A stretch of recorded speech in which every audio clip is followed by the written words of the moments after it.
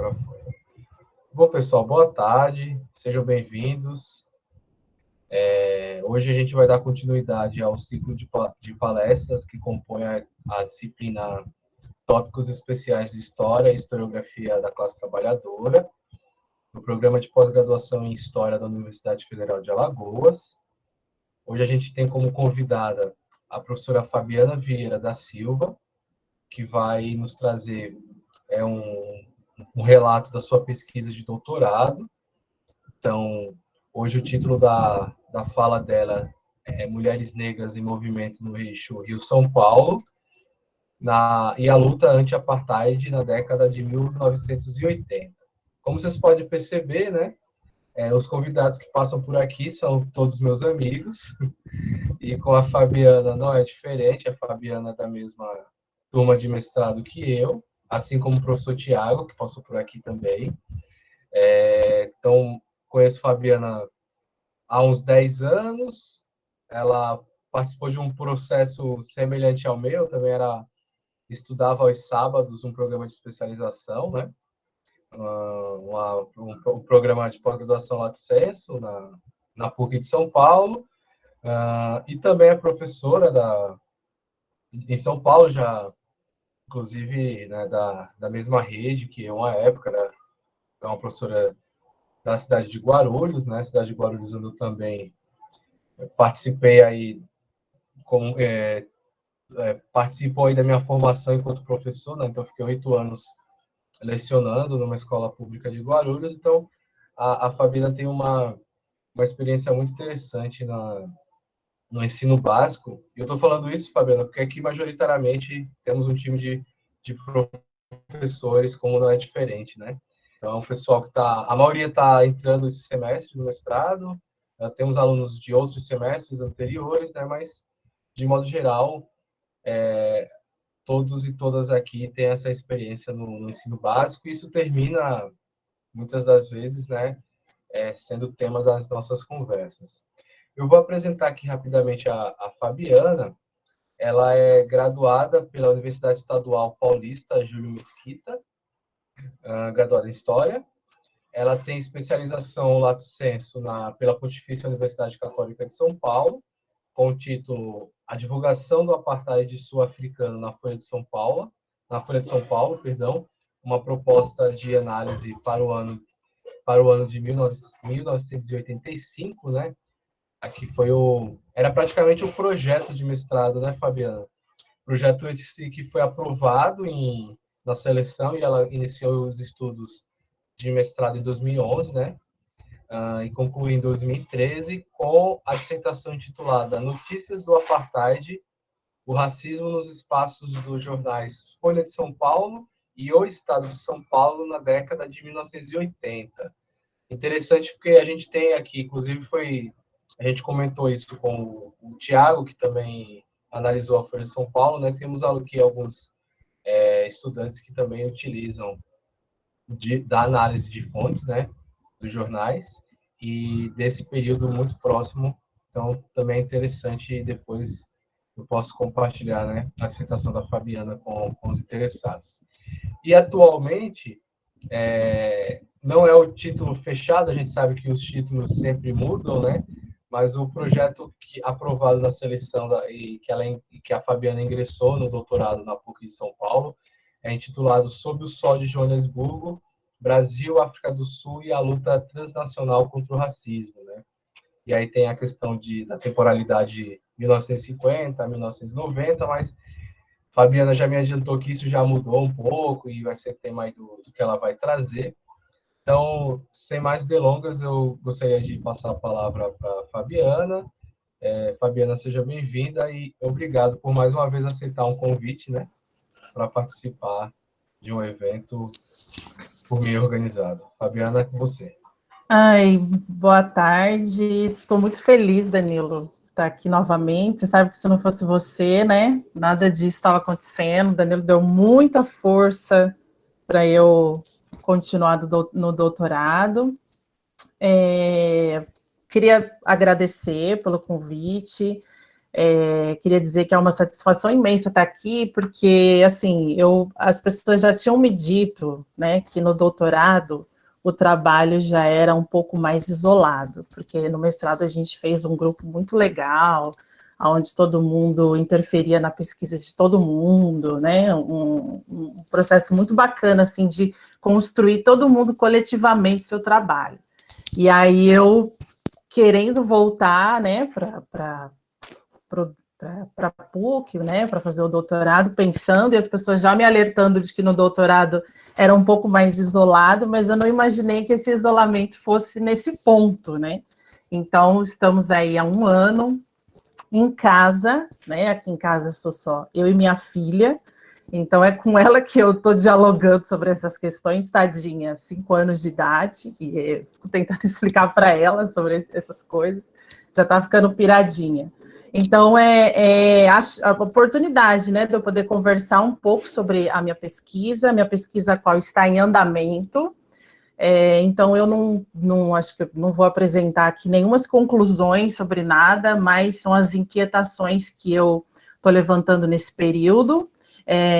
A forma como eu especifiquei mais o meu trabalho, então ele apresentou o título, né, sobre o Sol de Joanesburgo, quando eu entrei no doutorado, eu tive que especificar um pouco mais, e eu cheguei nessa temática de trabalhar a questão da forma como que as mulheres negras nos anos 80 estavam lidando com a questão da luta anti-apartheid.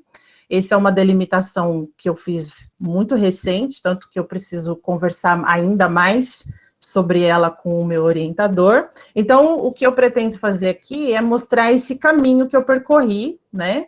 Como é que eu cheguei a essa temática depois de estudar o apartheid na imprensa, na Folha de São Paulo, no Estado de São Paulo, lidar com aqueles discursos hegemônicos, né, desses que são muito difíceis, e a busca por outros discursos, como é que eu acabei chegando nessa temática. Eu acho que é mais ou menos isso que eu vou buscar passar aqui para vocês. Como eu disse, né, estou no processo, então espero muito ouvir as contribuições de vocês, para mim vai ser extremamente importante, porque é assim que a gente constrói, né, o nosso trabalho. Bem, Danilo, pode passar aí, por favor. Se vocês, acho que Tá, vocês eu vou ficar sem o retorno, aí você só dá só as avisando. coordenadas que eu vou passando, tá Tá bom? bom, Eu já tá, vou projetar aqui. tá, beleza.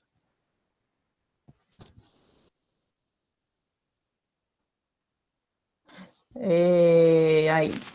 Bem, acho que teve até. Pode, acho que dar mais um enter aí, Danilo. Mais um. Deixa eu ver. Aí. Bem, é isso. A gente está. Tô no meio da pesquisa, qualifico no começo do ano que vem, né? E o título, desde o momento até que eu conversei com o Danilo até hoje, ele já mudou um pouquinho, e com certeza ele vai mudar mais ainda.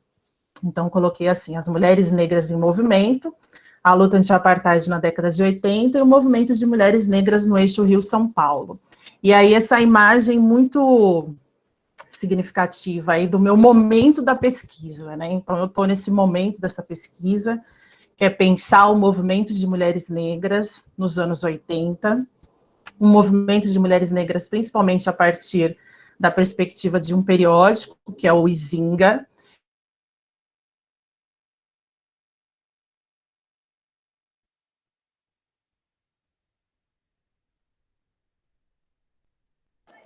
Ela caiu? Travou? Vocês estão me ouvindo? Apareceu aqui que eu estava.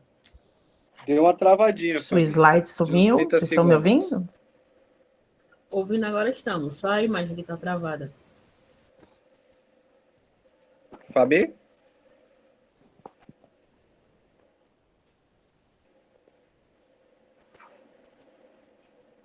Deixa eu avisar ela aqui no zap.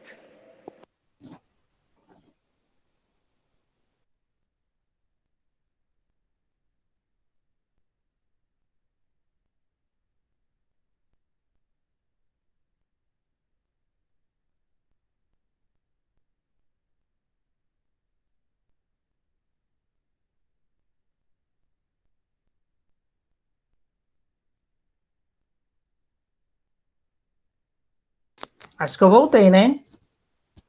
Voltei? Sim, sim. A gente te Ah, ouve sim. que bom. Internet, Guarulhos. Gente, desculpa, eu vi que sumiu tudo, mas ainda bem que voltou. Então vamos lá. Bem, acho que na hora que caiu eu estava falando um pouquinho sobre pensar eu estou pensando nesse movimento de mulheres nos anos 80. No momento eu estou fazendo análise de um periódico desse movimento de mulheres, que é o periódico Izinga, que eu vou falar dele mais no final da apresentação.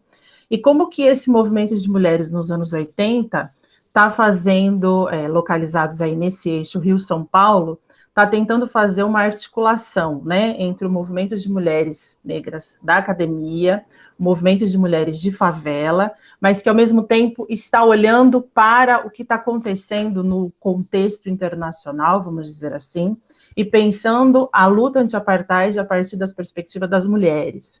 De que modo que o apartheid atinge o cotidiano dessas mulheres, fazer uma discussão sobre o racismo e de políticas políticas antirracistas a partir da forma como que o racismo atingia o cotidiano das mulheres negras sul-africanas e atingiu o cotidiano das mulheres negras brasileiras naquele período. Então, é nesse momento da minha análise que eu estou, e aí eu vou fazer, assim, uma retrospectiva, né, para dizer como é que eu cheguei aí e quais são os meus levantamentos.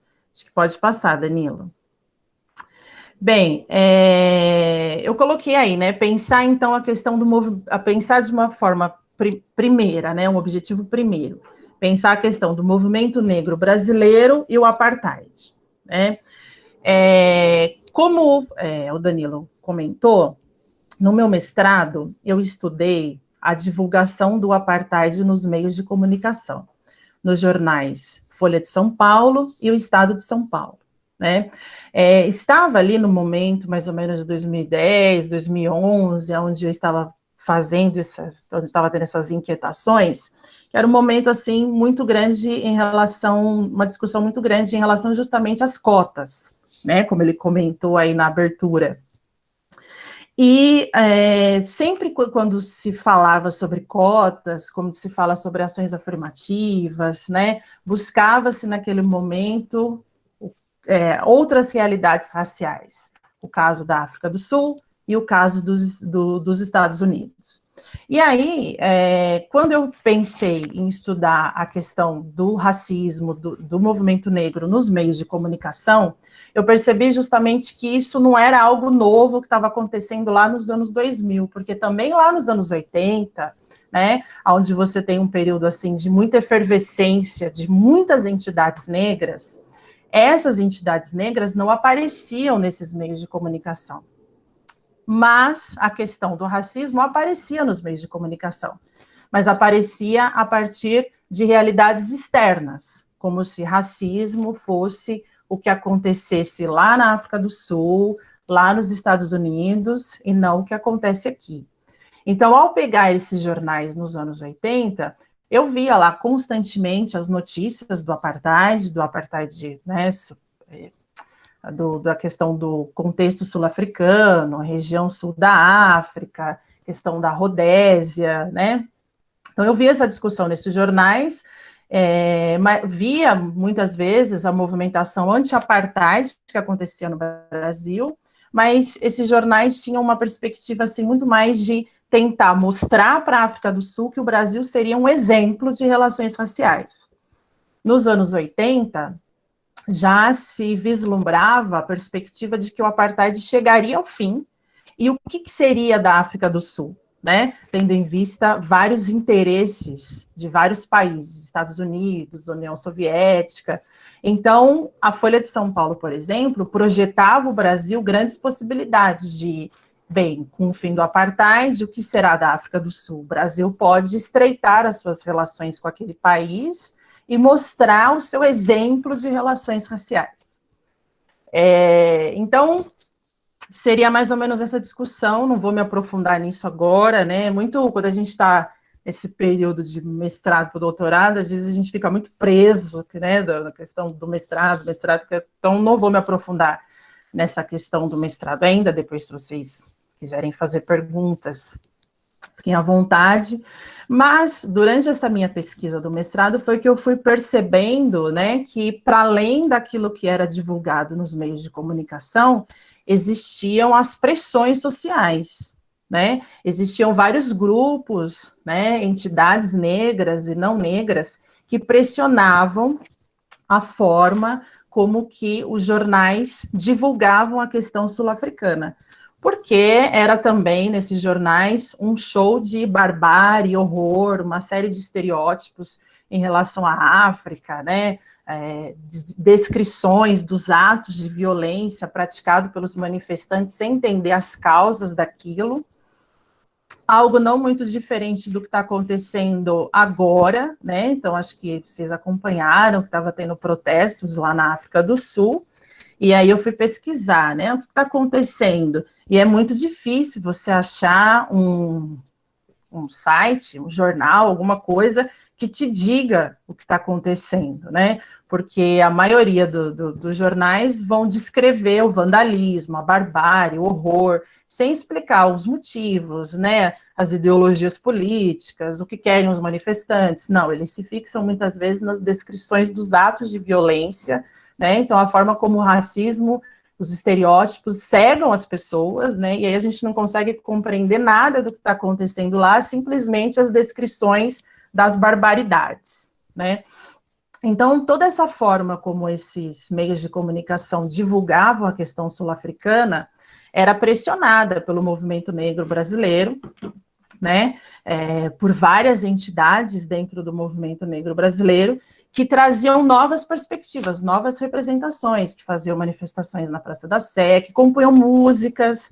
Aliás, o Danilo me enviou algumas, não sei se ele se lembra, ele me deu até um CD com várias músicas que tinham sobre essa questão.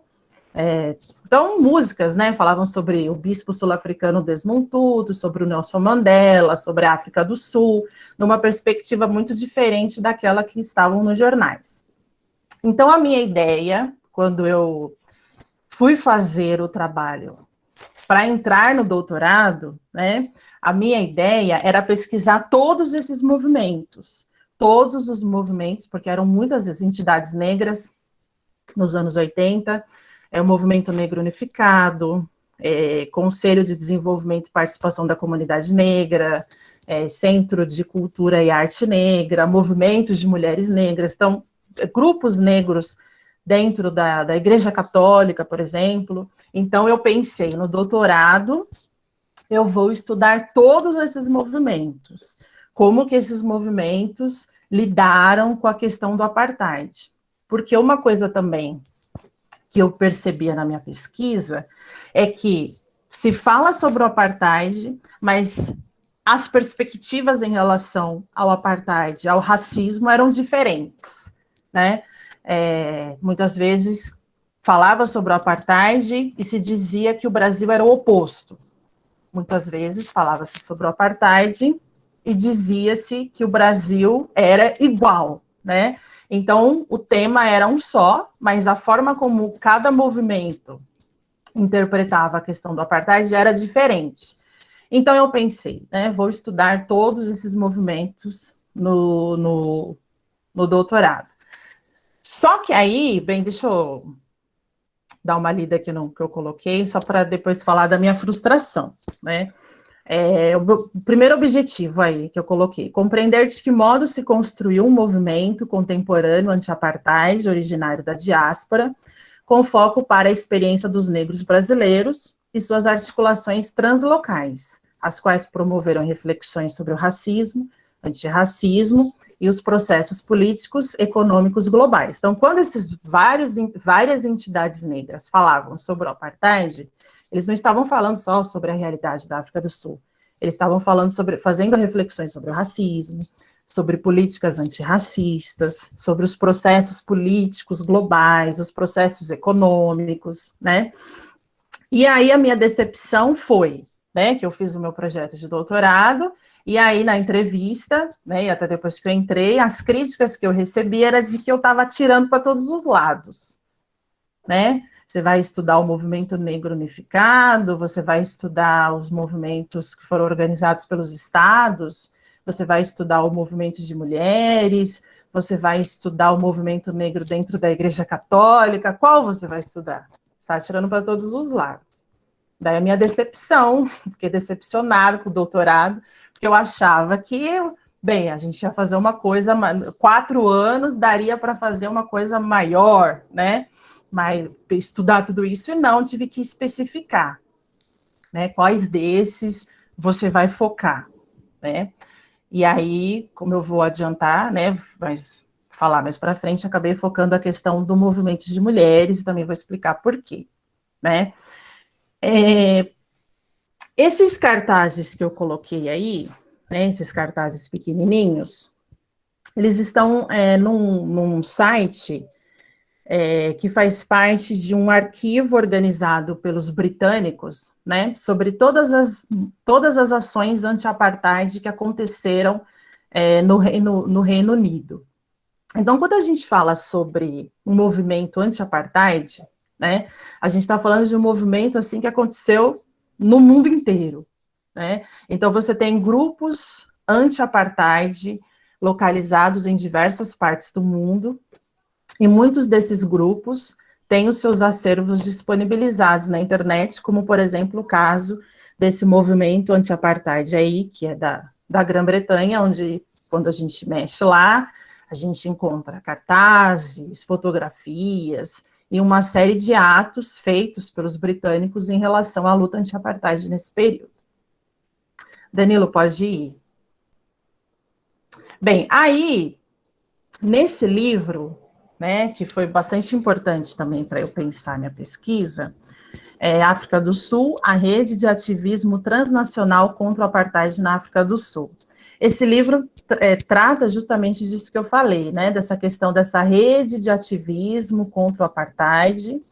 Ele trabalha a partir da perspectiva das relações internacionais, então é um livro de um cara ligado à área de relações internacionais. Ele trabalha com o conceito de redes, né, um conceito que fala sobre a forma como que os movimentos sociais espalhados pelo mundo podem influenciar a política externa dos países. Então, ele vai falar, no começo, ele vai fazer toda uma discussão teórica da área de relações internacionais, a qual eu não entendo muito, né? Mas ele vai falar sobre como que as relações internacionais não são só políticas oficiais de Estado, e como que os movimentos sociais podem influenciar nessas políticas, podem e devem influenciar nessas políticas. E aí ele trabalha com a questão da África do Sul, falando sobre as campanhas que foram levadas adiante, por exemplo, pela ONU, mais especificamente falando da Assembleia Geral das Nações Unidas, aonde cada nação africana que adquiria independência e entrava na Assembleia das Nações Unidas, exigia que algo fosse feito em relação ao que estava acontecendo com os negros na África do Sul. E a questão da forma como a Assembleia Geral das Nações Unidas, ela foi disseminando o debate sobre a questão da luta anti-apartheid. Então, você vai ter o Conselho Mundial das Igrejas atuando, né, no pedido de boicotes à África do Sul. Você vai ter a Câmara dos Estados Unidos e, principalmente, os parlamentares negros, que vão ter uma força muito grande no pedido, na exigência de rompimentos de relações econômicas, pedidos de boicotes à África do Sul, até que o apartheid seja, enfim, extinto. Só que aí, nesse livro, ele coloca o Brasil lá no apêndice. Então, ele fala sobre a Assembleia Geral da ONU, o Conselho Mundial das Igrejas, Estados Unidos, o movimento organizado pelos britânicos, né? E aí ele coloca o Brasil lá no apêndice, com alguns documentos, e aí meio que ele justifica assim, não vou focar a questão do Brasil, porque as movimentações que ocorreram no Brasil não influenciaram, de fato, mudanças na política sul-africana. Né, o Brasil, então, o ativismo que teve aqui no Brasil foi muito pequeno, de acordo com o posicionamento dele aí, e ela não foi capaz de influenciar, assim, a política externa do nosso país, e nem pressionar o governo da África do Sul. Mas isso ia um pouco assim, na contramão de do que eu havia levantado durante a minha pesquisa de mestrado. Porque, de fato, né, o Brasil insistia nos anos 80, a política externa, o governo insistia em manter relações diplomáticas com a África do Sul. De fato, as parcerias econômicas entre o Brasil e a África do Sul aumentaram, na contramão do que estava acontecendo no mundo, onde os países rompiam suas relações econômicas com a África do Sul, o Brasil aumentava essas relações econômicas, então, de fato, isso, mas a movimentação anti-apartheid que existia aqui no Brasil era muito intensa, né? E ela serviu muito para disseminar, talvez, não para influenciar a questão da política externa, mas ela serviu muito para pensar a questão do racismo mesmo no nosso país, né? De fazer a discussão, de pautar essa discussão, né? Então, você tem um militante negro, que é o Evair Augusto Alves dos Santos, que ele fez parte do Conselho de Desenvolvimento e Participação da Comunidade Negra, que é um órgão criado pelo governo do estado de São Paulo, onde ele vai dizer assim: a gente falava sobre racismo no Brasil e ninguém ouvia, mas a gente falava sobre o apartheid e todo mundo ouvia. Então, a gente abraçou essa temática. A gente fez um ato no centro de São Paulo, onde a gente levantou a bandeira do apartheid, e aí todo mundo, chegou fotógrafo e tal, e aí quando chegou lá, a gente olhou para o governador e disse assim: nós não temos um conselho para pensar a população negra brasileira. Tem um conselho da condição feminina, mas não existe um conselho para a comunidade negra. Então, ele vai dizer que o apartheid foi usado pelo movimento negro, assim, como uma forma uma questão muito estratégica, porque isso mobilizava a população, de fato, mobilizava. Você pega os jornais da época, você vê que as pessoas, entre os livros mais lidos, estava a biografia do Nelson Mandela, você vê missas, você vê atos na Praça da Sé, você vê shows. Então, essa discussão, de fato, ela mobilizava a população. E aí, o Ivair, no Conselho do Estado de São Paulo, vai dizer: vamos utilizar do apartheid para pautar a questão do racismo de uma forma mais ampla. E, de fato, a gente pode dizer que vai ser uma experiência bem sucedida, vamos dizer assim, porque nos anos 80 essa discussão vai se disseminar mesmo, né? A gente tem a discussão do racismo e do apartheid sendo levada adiante por muitos setores ligados à Igreja Católica, setores ligados às igrejas evangélicas, você tem movimentos ligados ao feminismo, aí você terá o feminismo negro, e aí você tem essa discussão sendo feita nos jornais, você tem essa discussão na OAB, dentro dos partidos políticos. Então, de fato, eles conseguem, vamos dizer assim, né, popularizar a temática, e o apartheid vai ser muito útil, então, para esses movimentos nesse sentido. Pode ir, Danilo. Então, como esse livro, né, do Pablo Rezende, ao falar sobre o ativismo anti-apartheid no Brasil, lá no apêndice, ele vai trazer a questão, e aí já vou entrar na questão da mulher, ele vai trazer como principal referência na luta anti-apartheid no Brasil, esse Comitê de Solidariedade aos Povos da África do Sul e da Namíbia, então, chamado de CONAFRICA. Então, ele vai dizer, olha, a principal referência de luta anti-apartheid no Brasil é esse comitê. Quando a gente vai lá na internet, lá, né, tem o Nelson Mandela Center of Memory, e você pesquisa sobre o ativismo anti-apartheid ali, você vai ver constantes referências a essa entidade, chamada aí de CONAFRICA. E aí, tida durante algum tempo como a única. Então, há 2 anos atrás, quando você fazia a pesquisa nesse Nelson Mandela Center, né, você via a única referência à luta anti-apartheid no Brasil como sendo a partir do CONAFRICA. Mas eles têm lá um login, né, onde eles aceitam Então, eles dizem assim, olha, se você tem alguma contribuição nesse sentido, se você conhece alguma documentação, algum grupo que atuou no ativismo anti-apartheid, envie para nós. Então, eu que estou pesquisando isso há bastante tempo, pesquisando agora, você já não vê só a referência a isso com a África. Você vê ações como, por exemplo, ações simples de mudança de nome de ruas para Rua Nelson Mandela, nomes de escolas, ou entregar o título de doutor honoris causa ao Nelson Mandela, né? Então, mostrando que o Com África não era a única referência no que se refere à luta anti-apartheid, e eu vou falar mais um pouquinho desse Com África aí. Pode ir, Danilo? Bem, esse grupo, né, Com África, a iniciativa veio de representantes da ONU, que vieram ao Brasil e se aproximaram de membros do Movimento Negro e do Centro de Estudos Afroasiáticos da Universidade Cândido Mendes. O intuito era criar um comitê anti-apartheid, consolidando um canal informacional da sociedade civil brasileira com a organização sobre o tema. Então, você tem, como eu disse, né, a atuação da Assembleia Geral das Nações Unidas, das Jovens Nações Africanas, você tem a questão do banimento das entidades negras na África do Sul, e a forma como essas entidades vão atuar no exílio.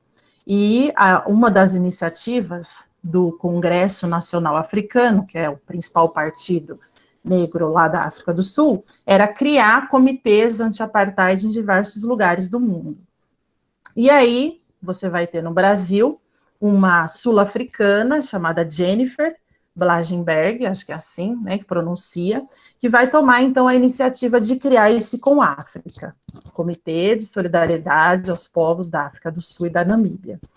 A Jennifer é uma sul-africana, doutora em filosofia pela Universidade de Viena, fazia parte do Congresso Nacional Africano, organização que estava banida, e aí, essa iniciativa casa com o que está acontecendo dentro da Universidade Cândido Mendes, que é a criação de institutos de estudos africanos.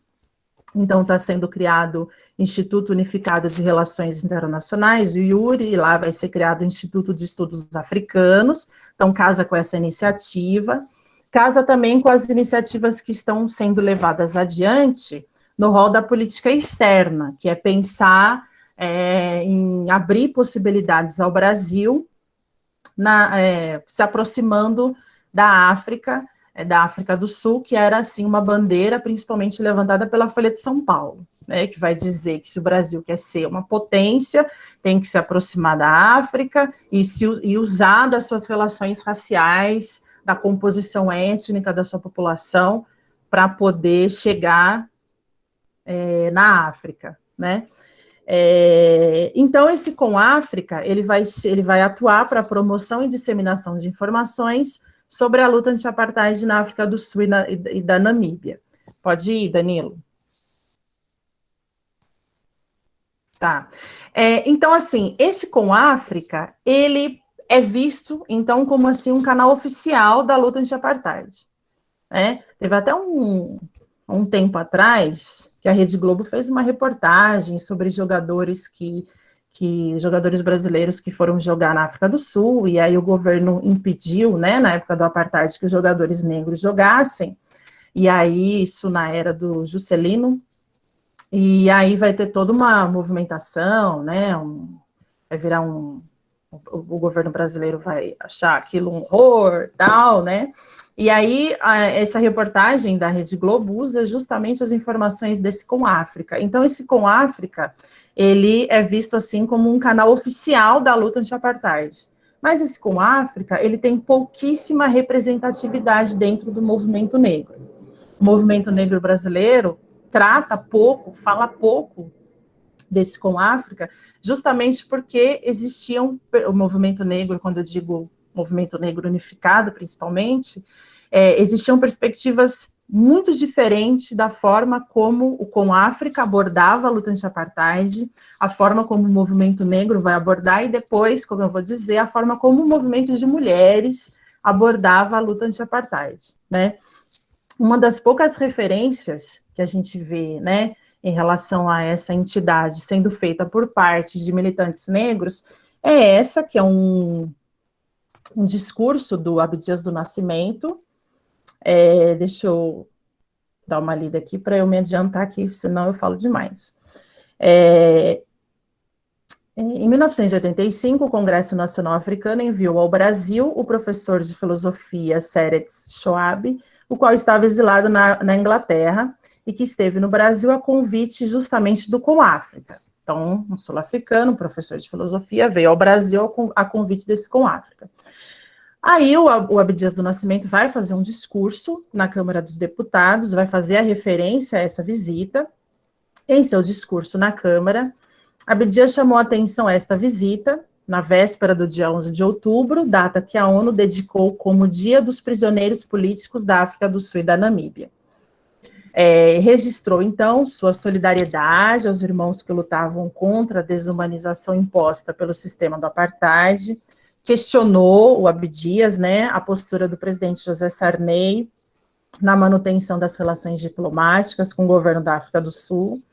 Nesse discurso aqui, ele vai pedir o reconhecimento formal da SWAPO, que era a principal entidade de luta na Namíbia, e a instalação de um escritório dessa entidade no Brasil, como forma também de se opor às ações propagandísticas levadas adiante pela Embaixada Sul-Africana.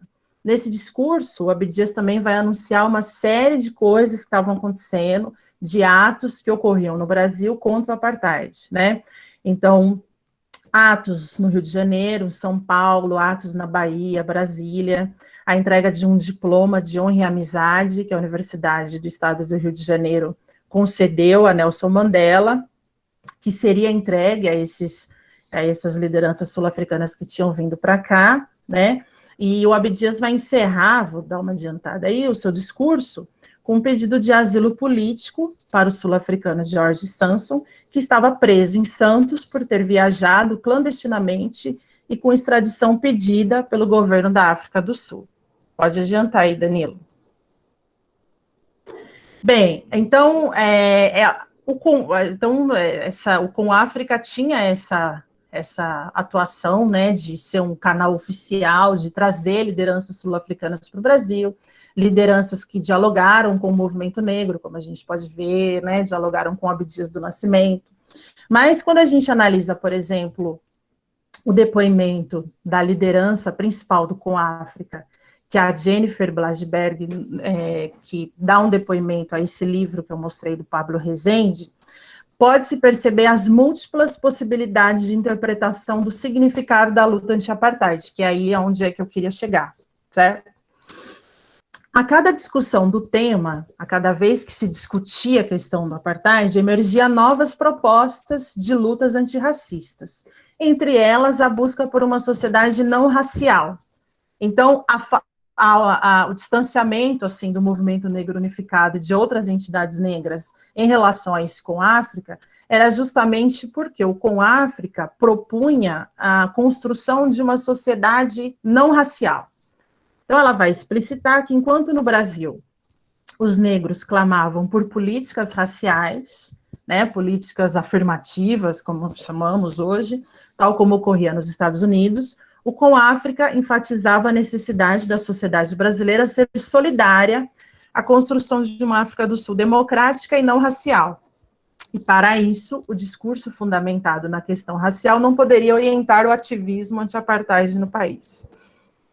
A intenção de Jennifer foi tomar como referência a estratégia de atuação do CNA, a qual buscava a abertura de escritórios da entidade em vários países, e, a partir daí, centralizar as ações voltadas para a luta anti-apartheid. Sua atuação, então, o discurso dela, o discurso desse CONAFRICA, ia muito no sentido de falar dos valores assentados na luta pelos direitos humanos, sem um recorte racial específico enquanto mote de atuação, que deixava claro que o que se pretendia era a criação de uma África do Sul não racial. Essa possibilidade, né, essa forma como o CONAFRICA analisava e interpretava a luta sul-africana, sem fazer uma discussão mais forte em relação à luta racial, né, e focar em questões relacionadas mais aos direitos humanos de uma forma mais generalizada, né, faz com que essa instituição se distancie do movimento negro, mas, ao mesmo tempo, é a instituição que ganha mais visibilidade, né? É a instituição que aparece no programa televisivo, é a instituição que é recebida no legislativo, justamente porque faz esse corte, essa interpretação não racial, vamos dizer assim. Pode passar, Danilo. Bem, aí, alguns apontamentos aí, né, iniciais da pesquisa, né, fiz aí só para organizar melhor as minhas ideias. A discussão do tema do apartheid estava disseminada na sociedade brasileira, podemos dizer que não era muita novidade, porque desde que o apartheid surgiu, esteve na pauta do movimento negro já nos anos 40, nos anos 50, porém, que é daí que eu me utilizei do Com África, para pensar que nem sempre as interpretações sobre aqueles acontecimentos foram os mesmos. As propostas de superação do racismo divergiam, né? Então, a temática era única, era o apartheid, mas qual o caminho, né? Qual seria o caminho no pós-apartheid, ou qual seria o caminho anti-apartheid, né? O caminho anti-apartheid, o caminho antirracista, não havia consenso, né?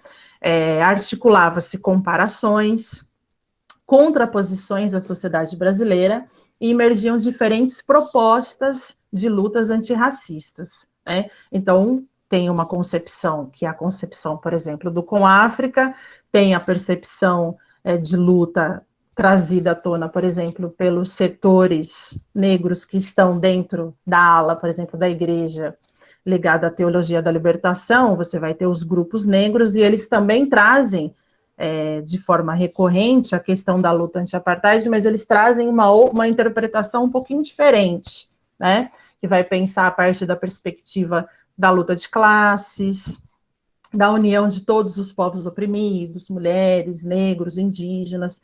Então, quando a gente vai analisar o apartheid a partir, por exemplo, de grupos negros ligados aos setores progressistas da Igreja Católica, a gente vê um discurso mais voltado à questão da luta de classes. Quando a gente vê o Com África, a gente vê um discurso mais voltado à questão da construção de uma sociedade não racial, né? Então, as interpretações não são convergentes, né? Elas divergem. Pode ir, Danilo? Bem, acho que algumas coisas eu já falei, os diferentes grupos e indivíduos que se posicionavam contra o apartheid sul-africano naquele momento não interpretavam de forma monolítica o significado da articulação das lutas antirracistas. Seria o Brasil um exemplo a ser seguido? Seriam realidades opostas? Brasil e África do Sul caminhariam juntos na construção de uma sociedade não racial? A luta seria da perspectiva de classes, luta dos povos oprimidos contra o imperialismo, ou na base do panafricanismo, na união dos povos negros contra um sistema político, econômico, social e cultural? As semelhanças entre Brasil e África do Sul seria decorrente das questões de classe, ou ainda seria a luta do negro sul-africano parte da luta de todos os negros contra o racismo? Então, essas questões foram as questões que eu fui...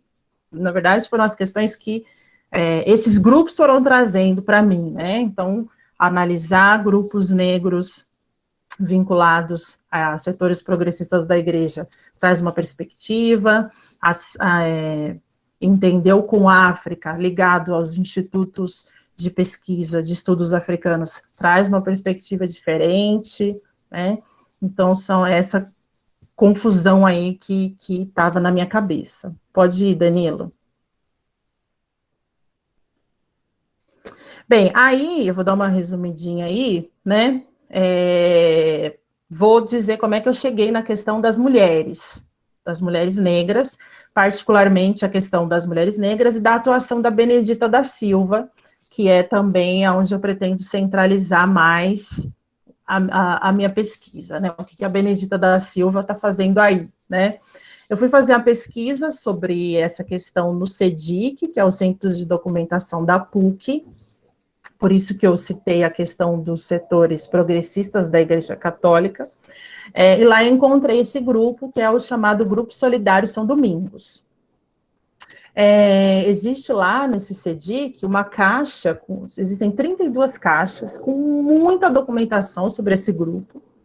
Esse grupo ele foi fundado em 1982. A princípio, a ideia desse grupo era traduzir textos da teologia da libertação, mas aos poucos eles foram ampliando as suas atuações e eles deram um impulso muito grande à luta anti-apartheid.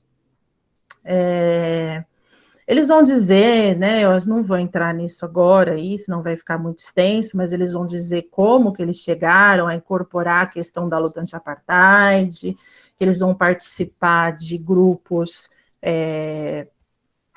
da renovação cristã, da ação católica, né, e aí eles vão incorporar na sua questão, na sua pauta de reivindicações, aí a questão da luta anti-apartheid, eles vão promover uma série de atos, vão promover cursos, vão promover missas, porque são setores ligados à igreja,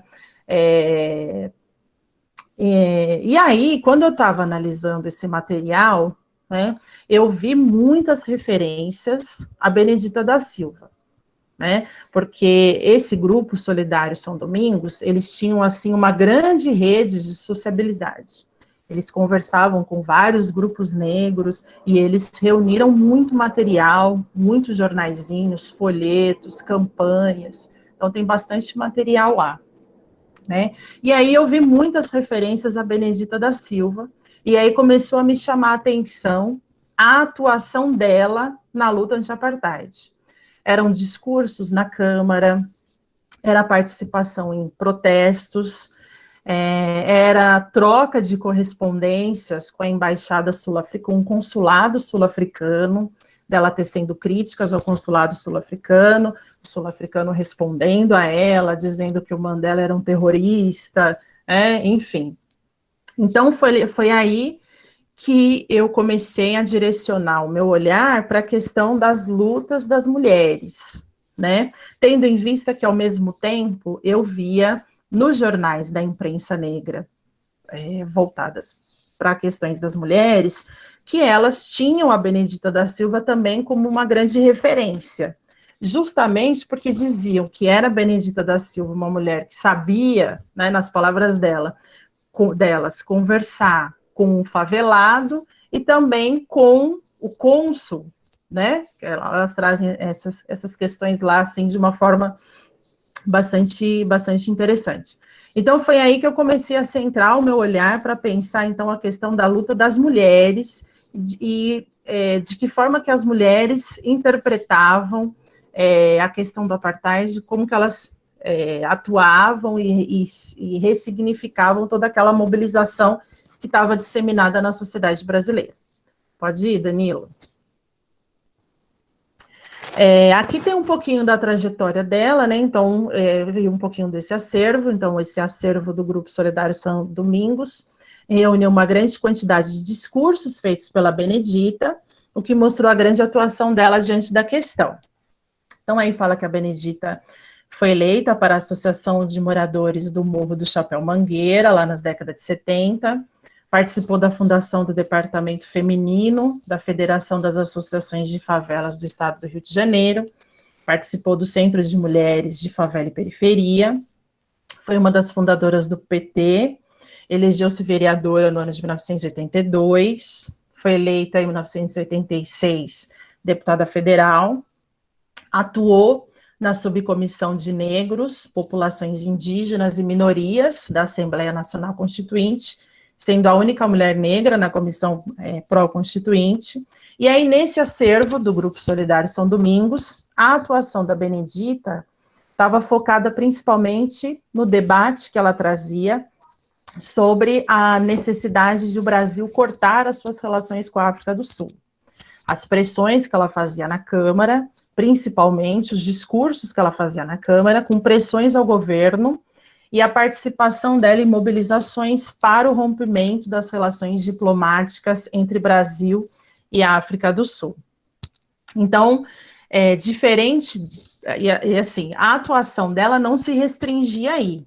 E aí está a questão, né, de somente pedir o corte das relações diplomáticas, né? Quando eu saí desse acervo e fui ver os materiais da imprensa negra, feminina, e principalmente ao analisar os discursos e os textos sobre a questão produzidos pela Benedita da Silva, eu vi que a retórica dela era muito maior que isso, do que apenas o pedido do fim das relações diplomáticas. Por mais que isso fosse também extremamente importante, a forma como ela analisava a realidade sul-africana a partir da perspectiva das mulheres foi uma questão que me chamou muito a atenção. Certo? Pode ir, Danilo? Bem, aqui eu peguei, por exemplo, né, um projeto de lei que está nesse acervo. Benedita propôs à Câmara dos Deputados projeto de lei, tratava da proibição de relações diplomáticas com países que adotavam políticas oficiais de discriminação racial. Esse projeto de lei não passou, né? Quando ela escreve esse projeto de lei, ela se vale, por exemplo, do escritor Wole Soyinka, o qual havia declarado, em visita ao Brasil, a omissão do país quanto ao exercício efetivo de pressões para o fim do apartheid. Todo mundo estava vendo, né, que o Brasil não passava da retórica de condenar o apartheid, mas na prática não fazia nada, não rompia relações diplomáticas, aumentava as relações econômicas, né, e aí ela se vale disso para pensar esse projeto de lei. Contudo, para além do foco no pedido do fim das relações com países que adotam uma política de discriminação racial com a África do Sul, onde reina o apartheid, tal como pode ser percebido a partir da análise de seus discursos na Câmara, Benedita trazia novas possibilidades epistêmicas de análise das realidades negras, né? Então, não falava só sobre o rompimento de relações diplomáticas, ela também propunha caminhos para a superação da desigualdade racial em âmbito político, econômico, propostas econômicas, né, de superação do racismo no Brasil, na África do Sul, em âmbito político, econômico, cultural, servindo ainda como uma importante referência de luta, sobretudo para as mulheres negras, que naquele período também, nos seus jornais, dedicavam bastante espaço para falar da Benedita, dos posicionamentos e da postura dela, das atuações dela na Câmara, da atuação dela na Comissão de Relações Internacionais e da atuação dela nas favelas. Então, ela era tida como uma importante referência para as mulheres negras também. Pode ir, Danilo. Aí é muito difícil, tem pouquíssima coisa sobre a Benedita da Silva, né? Coisas assim, materiais, estudos sobre ela, né? Então, eu estou reunindo ainda esse material, estou analisando ainda os seus discursos, que são muito ricos, seus discursos na Câmara dos Deputados, né? Teve um até que deu bastante repercussão recentemente, ela vestida de empregada doméstica, né? Então, eu pretendo focar bastante na análise desses discursos. Uma coisa que eu trouxe aqui também foi o prefácio que ela fez a essa obra, que foi traduzida pelo Grupo Solidário São Domingos, onde ela faz o prefácio, onde ela analisa a realidade sul-africana, à luz da realidade brasileira. Isso é bastante legal, onde ela vai trazer aí uma perspectiva de luta antirracista e luta anti-apartheid, assentada nos pressupostos da consciência negra. Ela vai dizer, né, que são palavras dela, assim, que eu parafraseei, né, a consciência negra como único meio de promoção do negro no encontro consigo mesmo. Os negros, agente de sua própria libertação, recuperação dos valores da cultura africana, do humanismo africano como proposta antirracista, incluindo aí a luta anti-apartheid. A necessidade da recuperação de uma identidade recuperação espiritual. Daí eu me lembrei de obras que eu li recentemente, né, que são caminhos também propostos por intelectuais como Bell Hooks e Cornel West. Ela vai falar sobre uma política antirracista, né, de valorização da herança cultural, de reescrever a história, de criar nossos heróis, de retomada do sentido da comunidade, de políticas antirracistas que vão contra a impessoalidade. Ela vai dizer que os bantustões sul-africanos são as favelas, que a lei do passe na África do Sul é a exigência da carteira assinada nos anos 80, isso era muito forte, né? Ela vai falar sobre a violência policial, ela vai falar sobre o analfabetismo, ela vai falar sobre a carga que pesa sobre as mulheres negras sul-africanas, e quando a gente está lendo, a gente está vendo a mesma coisa das mulheres negras brasileiras. Daí o meu interesse em me aprofundar mais sobre essas questões. Pode ir, Danilo. Bem, aqui também eu não vou ler, senão vai ficar muita coisa, mas é só para entender como que ela era uma referência, inclusive para aquele que é tido como o maior intelectual negro, que é o Abdias do Nascimento, né? Então eu encontrei aqui, lá nos discursos da Câmara, né, no acervo da Câmara dos Deputados, você consegue acessar os discursos dos parlamentares, e aí você vê, por exemplo, momentos em que o Abdias do Nascimento lê os discursos da Benedita da Silva, né? Então você tem aí uma data, que é o dia 25 de maio, onde ele vai falar sobre a questão da África do Sul, sobre o governo do apartheid, vai traçar todo um histórico que remonta lá a Rainzinga, vai falar sobre todas as lideranças negras, isso na Câmara dos Deputados. E em seguida ele pede licença, né, para ler o discurso daquele que ele traz como uma outra libertadora do povo negro, que é a Benedita da Silva, né? Então ele vai dizer que pede licença para ler o discurso dela. O discurso dela havia sido proferido no dia 13 de maio, em contestação à data em que a princesa Isabel assinou a Lei Áurea. E aí, o que dizia no discurso, né? Então, ele vai falar, em oposição à qual chamou de história oficial, Benedita chamava atenção para uma outra história escrita por mãos negras, de fora dos livros didáticos, os quais não contam sobre os porões dos navios negreiros, chamados de tumbeiros, ou sobre o quilombo dos Palmares, como reduto de resistência dos africanos, índios e brancos marginalizados, sobre os açoites, os grilhões, o genocídio, ou sobre a diáspora negra. Continua assim afirmando que o 13 de maio é o Dia Nacional de Denúncia ao Racismo. Benedita destacou que o sistema capitalista havia transformado a diferença em desigualdade, produzindo a divisão racial do trabalho como reprodutora da divisão social. Sua análise, né, a análise que ela faz ali, ia muito além da realidade brasileira, ao constatar que tal situação era visível em todos os países capitalistas ou pretensamente socialistas, e que ainda não era decorrência da escravidão, tendo em vista tudo o que aconteceu no pós-escravidão, né? O pós-escravidão que tirou do negro o direito de cidadania, o direito ao trabalho, salário digno, e que levou em consideração apenas os interesses das classes dominantes. Deixa eu ver aqui. O racismo, por sua vez, atuava como justificativa para a negação da cidadania e dos direitos fundamentais, relegando o negro à marginalização racial, política, econômica e social, acompanhado da descaracterização, esmagamento e comercialização de nossa cultura. Então, ela aí como uma referência para o Abdias do Nascimento, como uma referência para o movimento de mulheres negras, como uma referência lá para o Grupo Solidário São Domingos, né? E ainda assim, eu tenho encontrado, toda vez que eu vou falar sobre a Benedita, né? Isso aconteceu, na verdade, nas disciplinas que eu cursei, onde eu fiz uma apresentação exclusiva sobre ela, chamei a Benedita de intelectual, e aí houve muita resistência. Como assim intelectual, Benedita da Silva? Em que conceito de intelectual Benedita da Silva se encaixa?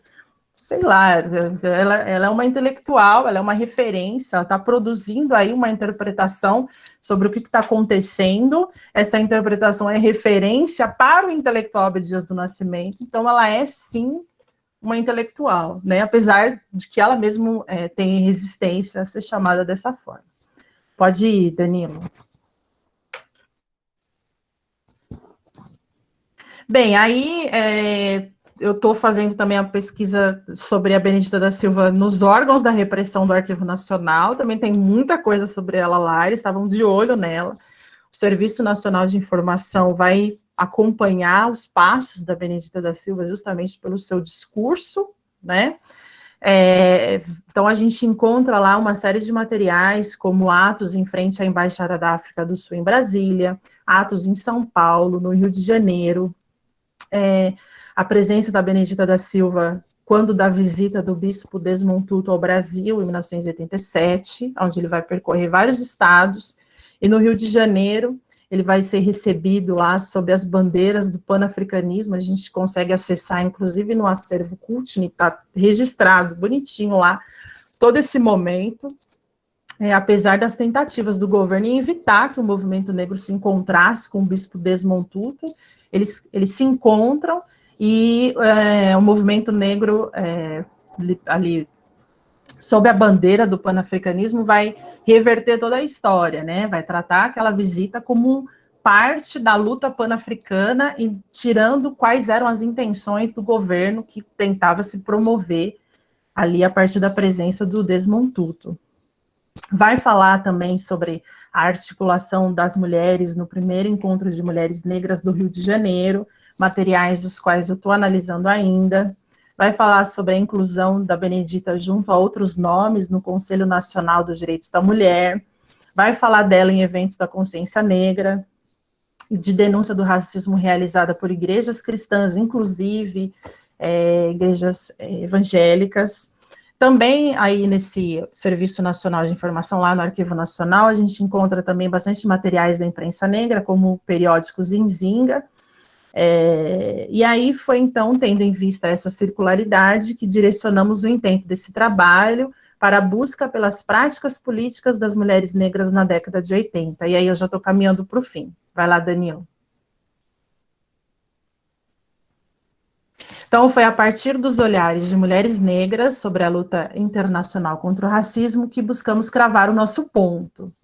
Mulheres, as quais também naquele momento haviam buscado meios próprios no caminho para a libertação, criando entidades de luta específicas, em que em suas experiências articulavam questões da luta do cotidiano com a mobilização internacional, as dificuldades diárias que o racismo impunha às mulheres do sul da África. Isso é o que mais tem chamado a atenção e que mais tem me dado satisfação, assim, em fazer o trabalho, né?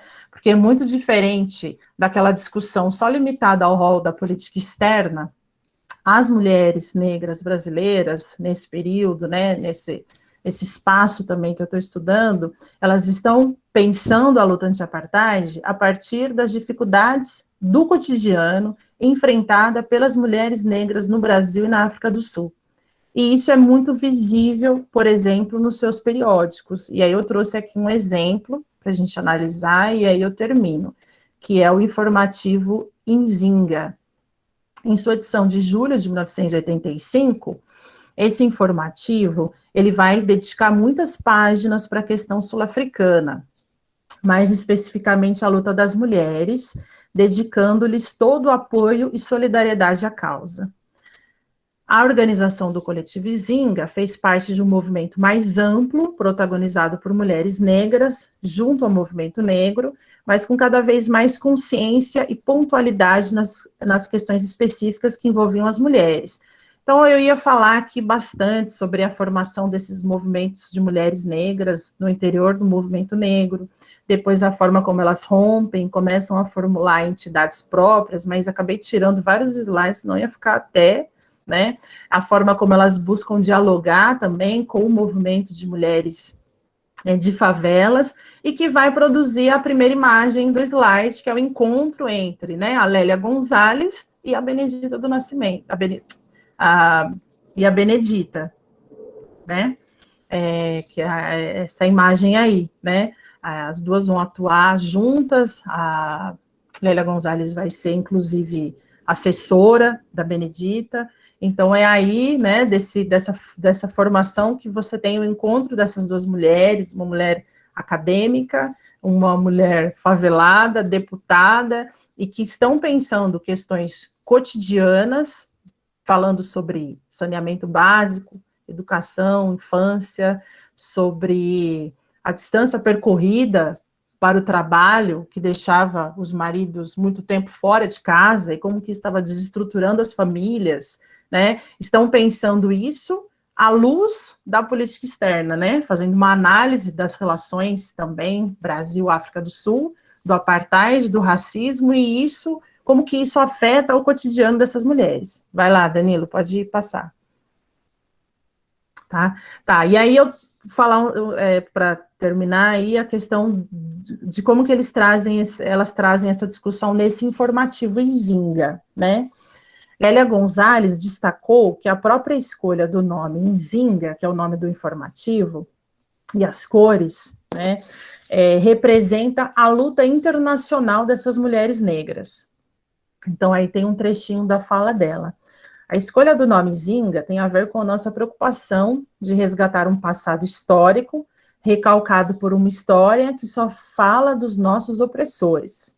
E a famosa rainha Ginga teve um papel da maior importância na luta contra o opressor português em Angola. E o pássaro que está lá no cantinho, que usamos como símbolo, tem a ver com a tradição Nagô, segundo a qual a ancestralidade feminina é representada por pássaros.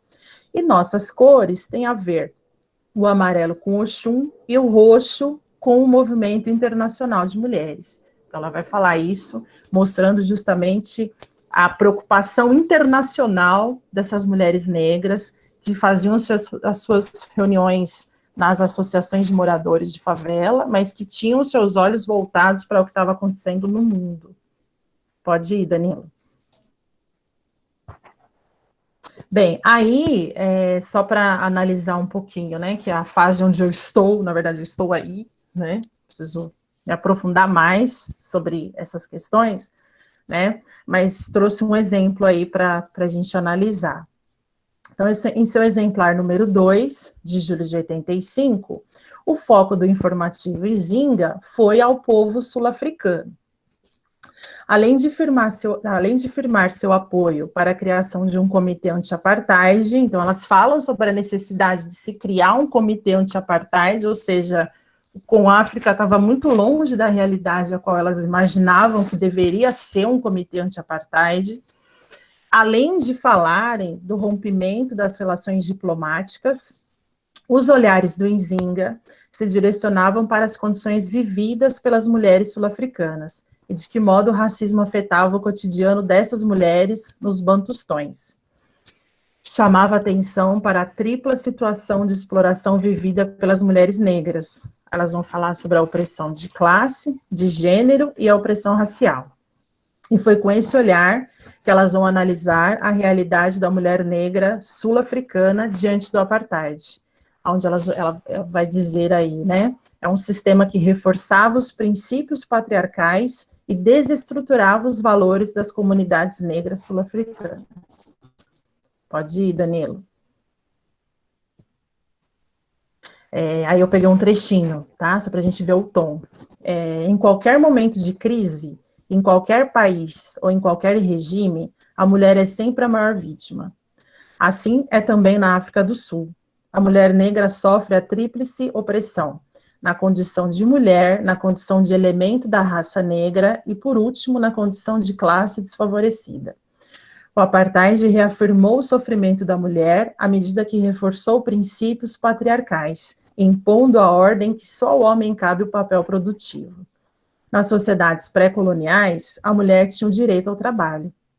A divisão capitalista do trabalho relega à mulher o único direito de reproduzir a mão de obra africana, aquela utilizada pela economia oficial para fazer da África do Sul a potência econômica que é, potência essa onde a riqueza está concentrada nas mãos da minoria branca. Pode ir, Danilo. Então, o texto fala da situação da mulher negra em qualquer lugar, ou seja, a contrapelo, reflete sobre as condições de vida das mulheres negras no Brasil, vítimas das mesmas opressões do sistema capitalista, patriarcal, que tem a mulher negra como sustentáculo, afinal, é ela reprodutora da mão de obra, produtora da riqueza, a qual, porém, não lhe é destinada. Então, são elementos que a gente encontra nesse jornal. Prisioneiras nos bantustões ou nas favelas, elas veem seus filhos e maridos irem para longe em busca de trabalho. Na África do Sul, elas só poderiam se ausentar dessas áreas, que eram os bantustões, né, munidas de autorização oficial e por um período restrito, que deveria ser menor que 71 horas.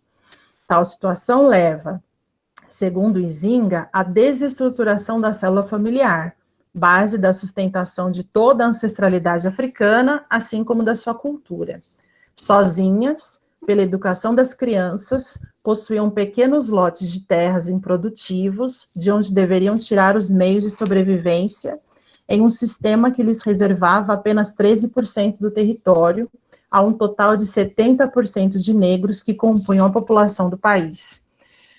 O resultado era, então, a subnutrição. Elas vão trazer índices, né? Vão dizer que cada 5 crianças, uma acabava morrendo por conta da subnutrição, e os altos índices aí de mortalidade infantil. Então, a perspectiva que essas mulheres estão analisando o apartheid é a que eu quero focar, né? De pensar a partir da forma como está no cotidiano delas, né? Pode ir, Danilo.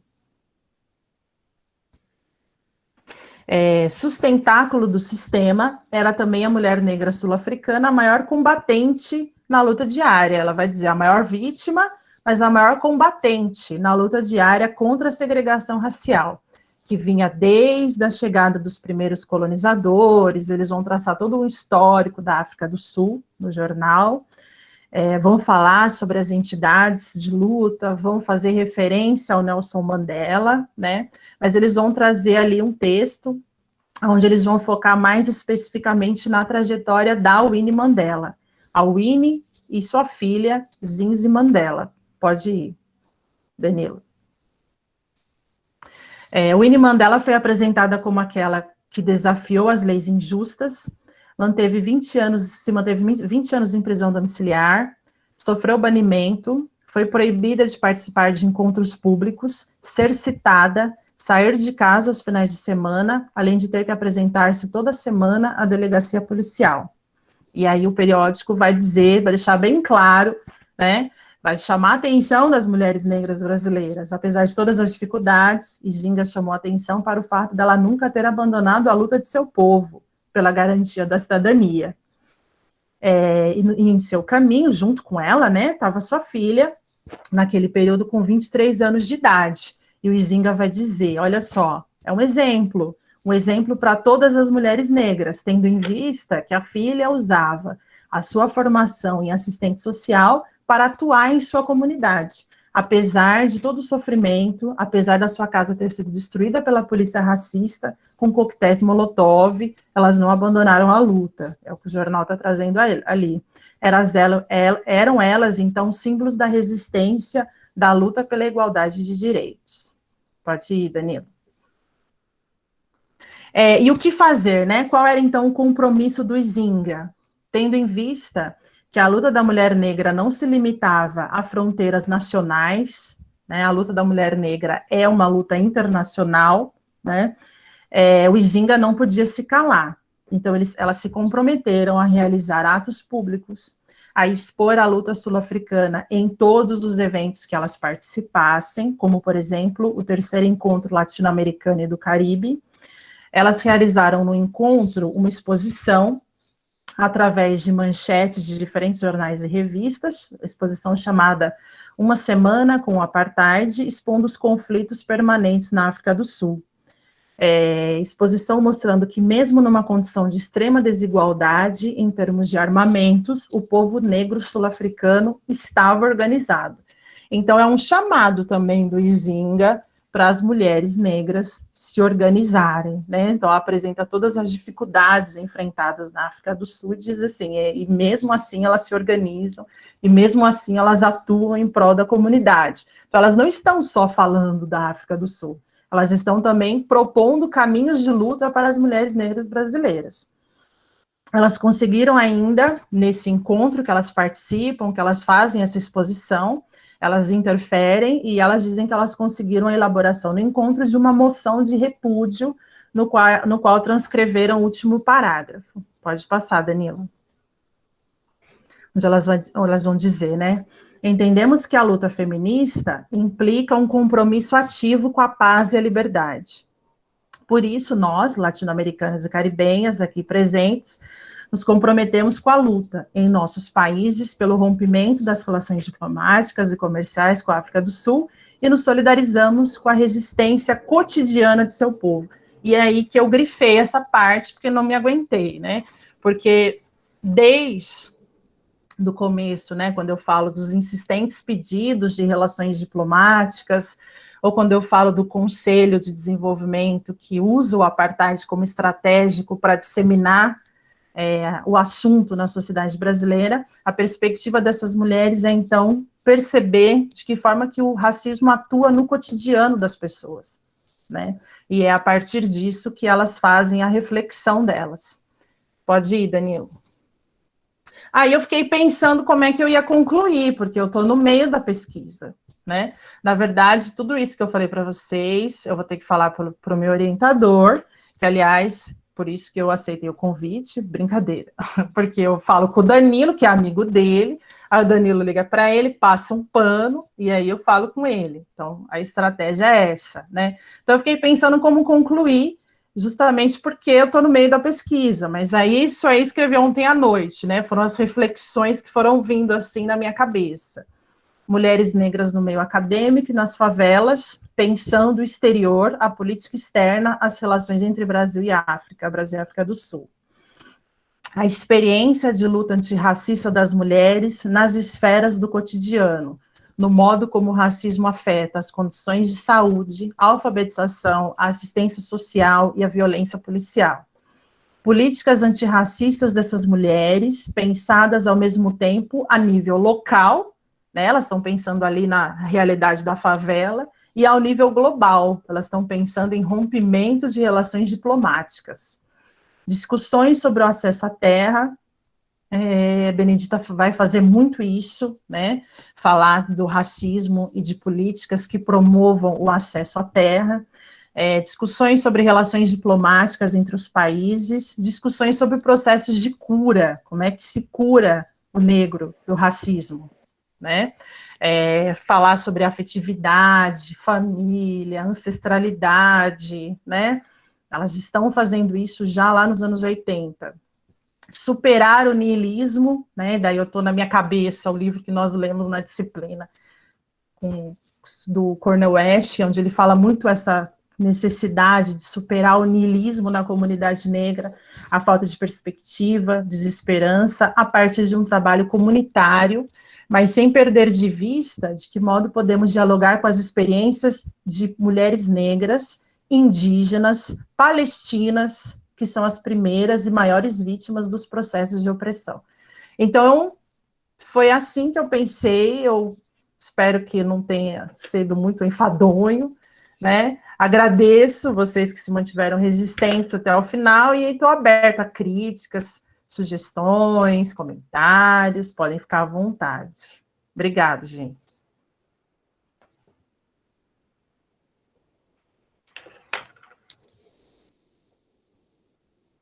A gente que agradece, Fabi, muito obrigado, muito bom. Eu falei que eu ia falar muito, né, Danilo? Desculpa. Tranquilo, qualquer coisa a gente faz. A gente tem aula daqui a pouco, né? Depois você dá um pontinho a mais para a galera, tá? Sim, a gente faz um intervalo rápido e também dá uma diminuída no tempo da aula daqui a pouco, sem problema. Inclusive, daqui a 15 dias, a gente vai pegar o texto da Lélia Gonzalez para trabalhar junto com Beatriz. Eu tenho alguns comentários rápidos, Fabi, e só algumas questões que me veio, né? Você precisa urgentemente escrever para a nossa coluna de historiadores negros, em parceria com a CUT, né? E aí você vai ter que escrever o texto e depois gravar com o Dom Filó, ele que faz as gravações, né? porque essa história precisa ser publicizada e chegar para mais pessoas. É um texto curto, assim, então fica o convite. Esse período, inclusive a Tâmara está aqui, a Tâmara é uma aluna da graduação, a gente está submetendo aí um projeto ao PIBIC, né, para estudar histórias do movimento negro em Alagoas, partindo dos anos 80, o tombamento da Serra da Barriga. Inclusive, a gente tem documentos, né, da Beatriz Nascimento aqui, da Zezé Mota, da Lélia. E aí, o que é interessante com a sua fala, né? Toda essa conexão, porque nos simpósios sobre o quilômetro dos Palmares que teve aqui em 80, 81, 83, a gente vai ter a presença de embaixadores africanos, né? Então, você tem todo esse debate em torno do panafricanismo, a participação dessas mulheres que estavam aqui, estão devidamente documentadas, inclusive por relatórios do Serviço Nacional de Informação, porque a gente ainda vivia uma ditadura, né, na época. E é interessante porque, por exemplo, a gente vai ter o primeiro encontro de mulheres negras em 88, né? Isso é um marco importante para o movimento negro. E aí a gente trabalhou aqui com o Cesé, com o Fanon, com o Malcolm X na disciplina, né? E aí uma coisa que eu falei é que assim, ó, o movimento negro ele tem lido esse pessoal há muito tempo, né? Não é, a gente não está lendo agora, porque as editoras de esquerda estão publicando. A gente já tem lido isso desde os anos 60 e 70, Malcolm X e Francis Fanon, com certeza, né? E aí eu me lembro, né, que, por exemplo, a Angela Daisy já veio no Brasil algumas vezes, inclusive nessa época e tal, foi trazida por mulheres negras, então toda essa rede, né, de luta, de solidariedade, de articulação, é muito interessante como você trouxe esse debate. E aí só uma coisinha para eu passar aqui para os comentários, perguntas da turma. Uma coisa que me chamou a atenção, que eu achei interessante, né? Essa defesa da Benedita e das outras em romper as relações com a África do Sul, né? E eu tô esse semestre e o semestre passado eu estou dando aula de África 2 na graduação, e aí naquela parte da fundação, da organização da Unidade Africana, ali nos anos 60, Nkrumah, você vê que eles têm os documentos das conferências e tal, que uma das cláusulas estão lá, ó, não ter relação com a África do Sul, tem a questão do Zimbábue também que vai aparecer, da própria Namíbia, enquanto, né? Então você vê, né, que todo um circuito internacional é construído aí pela luta, né, por emancipação, e não à toa que depois a gente consegue trazer o Nelson Mandela, o Brizola recebe no Rio, a Erundina em São Paulo, você tem no Rio o evento comandado ali, a apresentação pelo Pitanga, né? E aí, para finalizar, o documentário Pitanga é genial, assim, para pensar a Benedita, né? Porque no final do documentário tá a Benedita fazendo feijoada para a comunidade, e aí pensar toda essa rede, né, que move aí as comunidades periféricas, né, no Rio, e que eu vi aí na tua fala, né? E aí aparece a Benedita lá toda na cozinha com as mulheres, preparando e tal. E aí é um pouco daquela ideia de cultura, né? Enquanto modo de vida, modo de resistência e articulação da classe trabalhadora. Então, no mais, eu queria te parabenizar, Fabi, o trabalho evoluiu bastante, né? Muito bom te acompanhar aí nos últimos 10 anos e ver o nível de intelectualidade que você está atingindo. Bom, pessoal, acho que são 7 horas, eu acho que até 7h30 está tranquilo. Então, quem quiser fazer a primeira pergunta, o primeiro comentário, fica à vontade. Já tem alguém inscrito? Boa tarde. Boa tarde, Demerval, pode falar. Bom, primeiramente, né, dar os parabéns aí à Fabiana. Na verdade, eu não tenho pergunta, né? Assim, eu tenho comentários a elogiar, porque essa pesquisa, esse trabalho, né, na verdade faz a gente ver essa reflexão sobre o apartheid, né? E oferece a gente aí para a gente afinar as nossas reflexões, né, sobre essas desigualdades que a gente assiste, né, diante de políticas de inclusão no Brasil, que é sempre sempre demorada, né?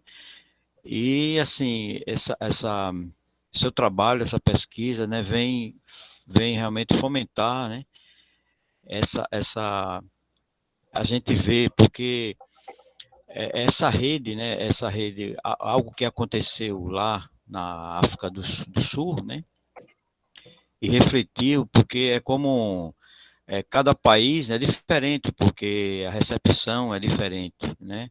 É como a gente, comparando aí uma rede de sinal de internet, né? Cada um recebe o sinal diferente. Então, assim, principalmente no momento que o Brasil estava passando por um momento crítico, né? Que foi a década de 80, muitas, realmente, assim, a trajetória incrível veio de Benedita da Silva, né? A, e, assim, o destaque, né? Que você inclui ela como realmente uma mulher intelectual negra, né? Eu acredito que teve outros, né? Assim, eu não entendo, eu não conheço, mas isso serviu para despertar e colaborou muito com nossos debates, né? As nossas análises, né? Da aula do professor Danilo, né? Tá de parabéns, né? Eu acredito assim que na trajetória da Benedita da Silva, né? Não foi tão fácil, né? Não foi tão fácil porque claro que na África do Sul a democratização foi muito mais difícil do que aqui, muito mais difícil, né? E eu acredito que Benedita da Silva teve assim muitas dificuldades, principalmente por momento político que estava vivendo. Mas meu comentário aqui é elogiar e parabenizar pelo trabalho, né? E serve como reflexão para a gente refletir, né? É como um espelho. Eu acredito que é como um espelho. Parabéns, Fabiana. Obrigado. Mais alguém?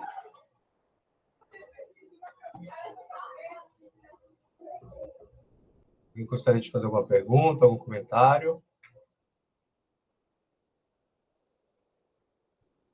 A Maeli. Maeli estuda mulheres empreendedoras aqui no Sertão.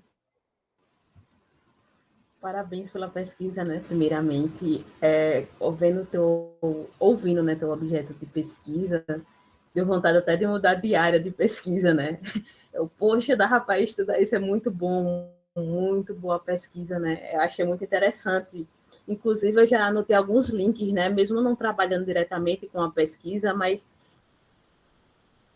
me interesso muito pela temática mulheres, né? E principalmente por etnia, né? Que é importante, né? Você vê esse espaço da mulher nas lutas, né? Que infelizmente ainda é muito invisibilizada. E essa pesquisa sua me fez enxergar coisas que eu não conseguia em outros trabalhos, né? Eu já vi muitos trabalhos de colegas que trabalham com essa questão das lutas das mulheres diretamente, e a sua pesquisa é maravilhosa. E isso me fez linkar algumas coisas de algumas leituras que eu já fiz no passado para trabalhar sobre as mulheres, raça e classe, até quando o professor falou dos trabalhos das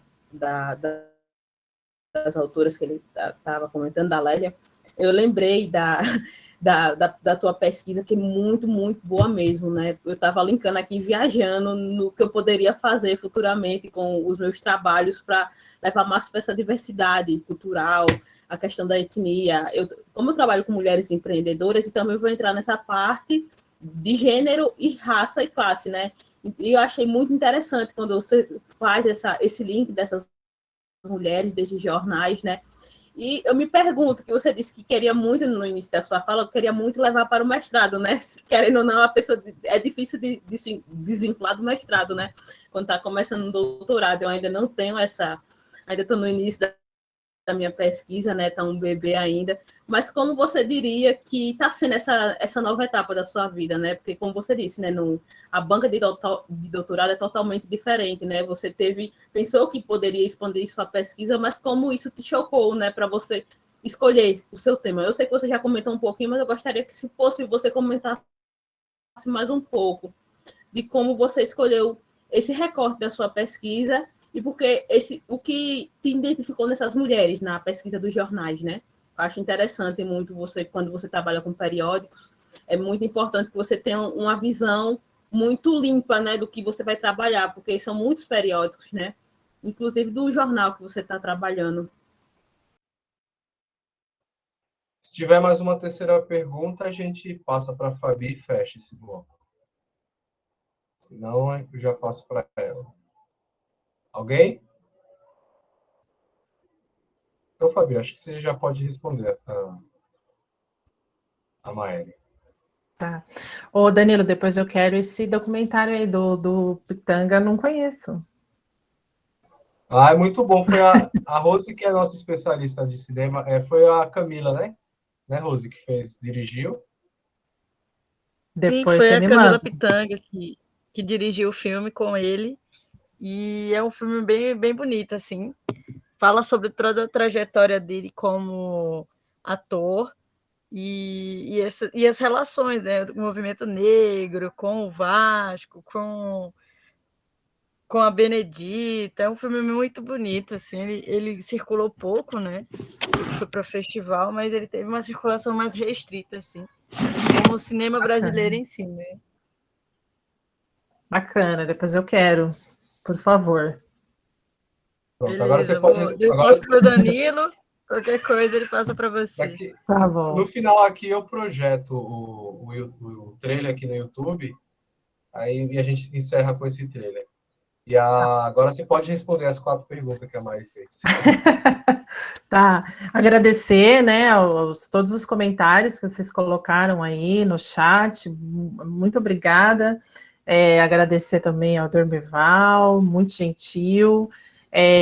Bem, eu, assim, nesses longos anos, assim, né, de pesquisa, na verdade, a PUC, principalmente, os colegas, né, o Danilo e tal, respondendo já a questão da Maeli, né, sobre essa questão, né, da pesquisa e tal,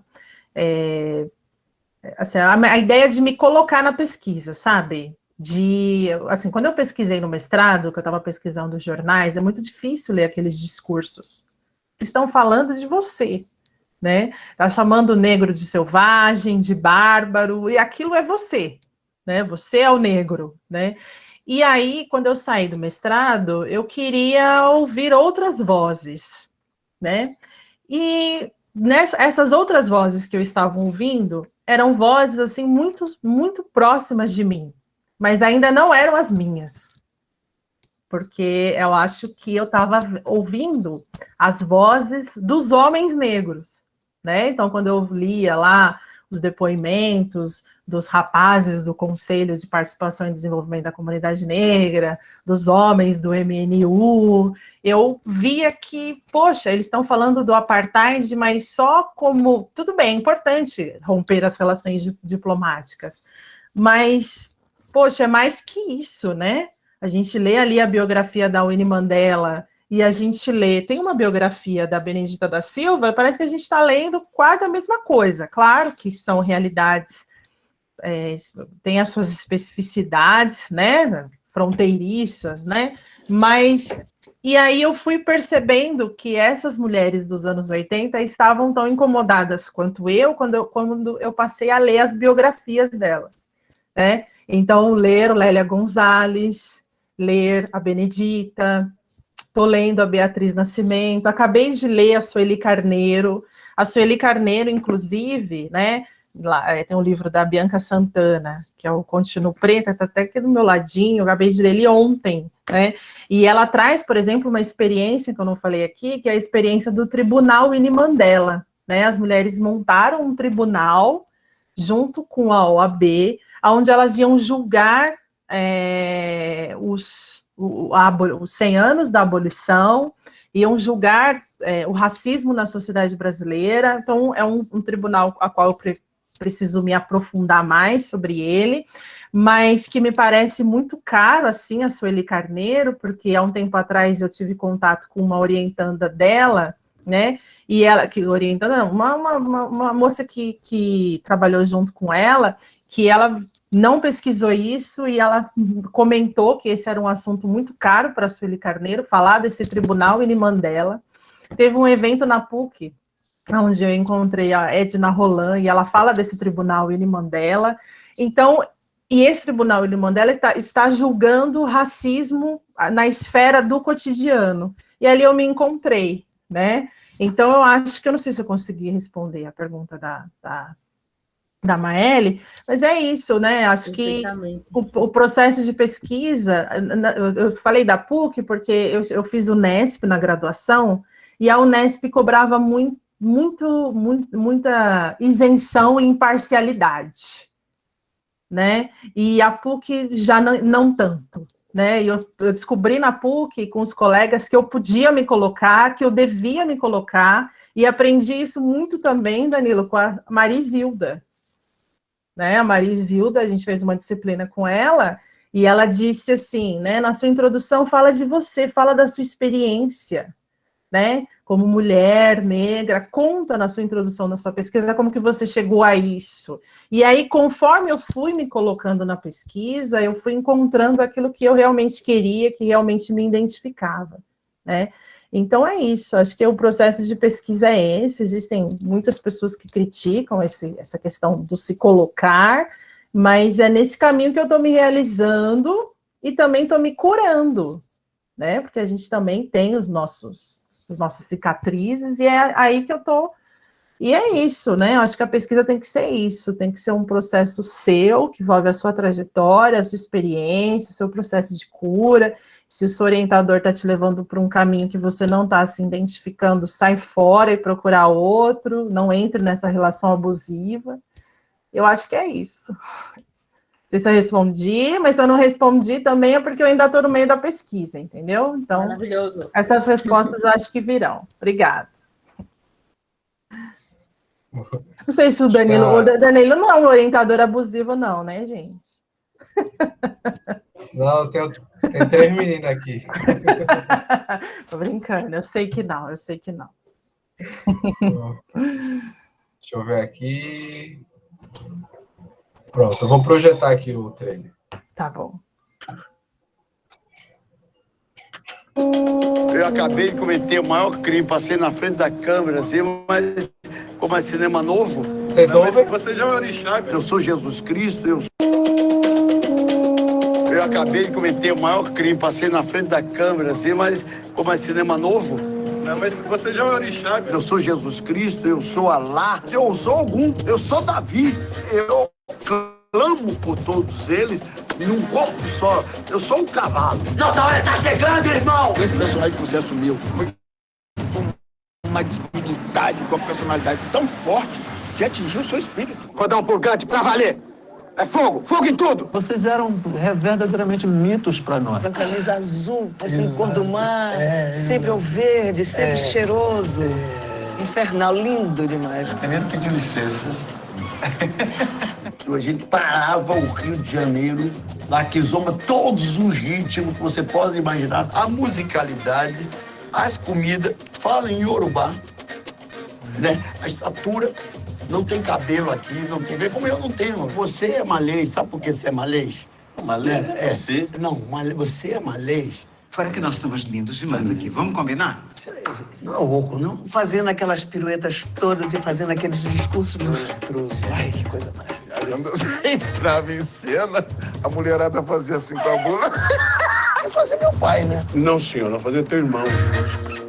Teu irmão mais moço. Eu sou pitanga e essa semente aqui vai ficar, vai enraizar. Vou descer? Não, vou descer e vou dizer, cadê a minha festa? Cadê a minha festa? Aí a feijoada eu vou bagunçar tudo. Não vai bagunçar a feijoada, não. Você é um combatente que dança. Você não briga, você não vem armado. Essa imagem que você fala, né, o capoeirista mental... Então quer dizer que esse pai não bagunçou essa cabeça? Bagunçou muito. É óbvio que bagunçou demais.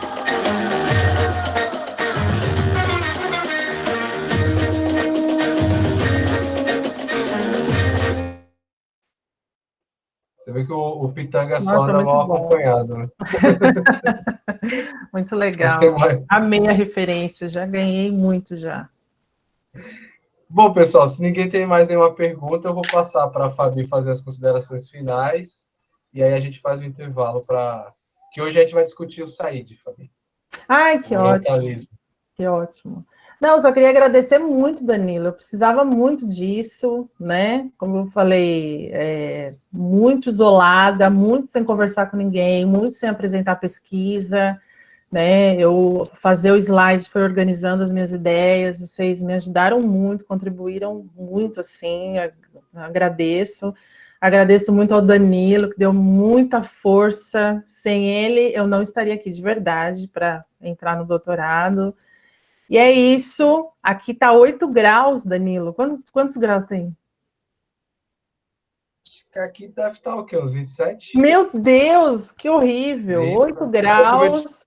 Tô com É isso, agora eu vou aqui, assistir as Olimpíadas e é isso. Muito obrigada, gente. Vocês foram maravilhosos, assim. Valeu. Espero ter contribuído. Gostei que a colega falou ali, que mexeu com as ideias. Acho que a intenção foi essa.